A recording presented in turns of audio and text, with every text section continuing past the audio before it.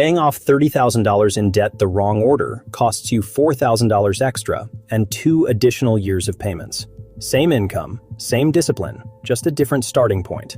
Most people are using the wrong order, and the reason isn't what you'd expect. The mathematically correct method makes most people quit before they finish. There are 2 methods. One saves more money, the other gets more people debt-free. They are not the same method. Here's what the research actually shows, and the one thing both sides of this debate leave out entirely. There are 2 strategies personal finance people argue about constantly. The first is the Avalanche. You list all your debts, rank them by interest rate from highest to lowest, and attack the most expensive debt first while paying minimums on everything else. Mathematically, this is the optimal strategy.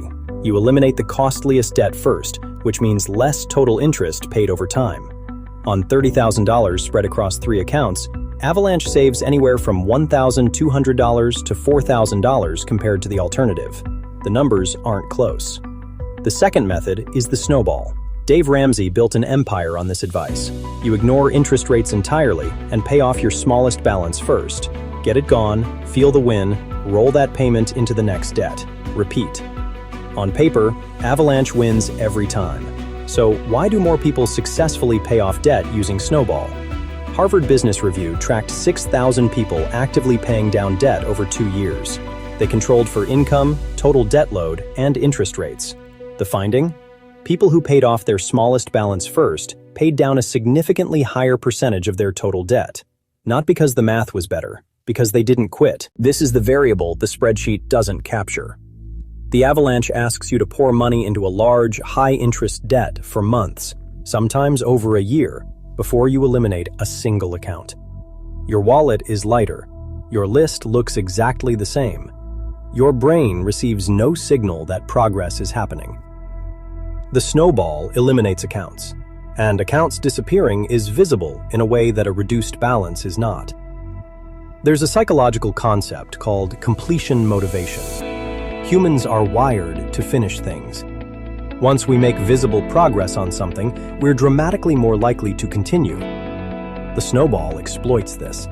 The Avalanche ignores it. Each closed account also removes cognitive load. 1 fewer payment to track, 1 fewer due date, 1 fewer balance to feel bad about. That's not a soft benefit. That's the difference between staying in the system and abandoning it. But here's what both methods get wrong. Neither one addresses the actual reason most debt payoff attempts fail. And it's not which order you're paying. It's that most people aren't paying aggressively enough in the first place. The average American with credit card debt pays roughly $150 per month above their minimum payments. At that rate, $20,000 in credit card debt at 21% APR takes 23 years to pay off and costs $28,000 in interest. The debt nearly doubles, and the person making that $150 extra payment isn't being irresponsible. They feel like they're doing something, but the interest is consuming the effort. The real variable isn't Snowball versus Avalanche, it's intensity. A 2022 study from Ohio State University found that people who treated debt payoff as a time-bounded, aggressive campaign, targeting full payoff within 24 months, were 5 times more likely to become debt-free than people who adopted a slower, sustained approach. 5 times. So here's what the research actually supports. Step 1. Use the Snowball for your first 2 accounts. Get quick wins. Build momentum. Prove to yourself the system works. This is not a concession to emotion. It is a deliberate psychological strategy to prevent the dropout that kills most debt payoff attempts. Step 2. Once you have 2 fewer accounts and real momentum, switch to Avalanche for everything remaining. Now you have the psychological fuel to execute the mathematically optimal strategy. Step 3.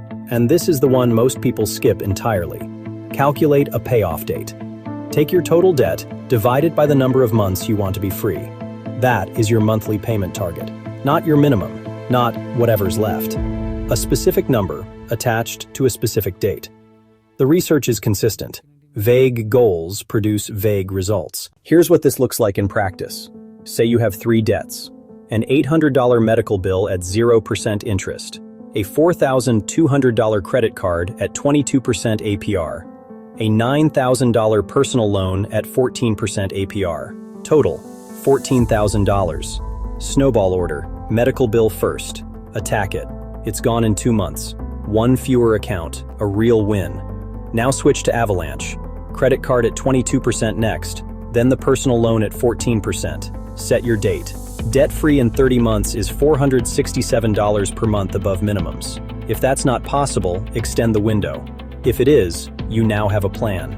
Most people don't have a plan. They have a vague intention and a minimum payment. That's the difference. The Snowball versus Avalanche debate misses the actual problem. The method matters less than the momentum, and the momentum matters less than the intensity. Quick wins to start, highest interest after, a specific date to work backward from. That's the system. In the next video, most people who successfully pay off all their debt will recreate every dollar of it within 18 months. Not some of it, all of it. The psychology of why this happens is one of the most consistent and least talked about patterns in personal finance research. That's next. Subscribe if you want it. I'll see you there.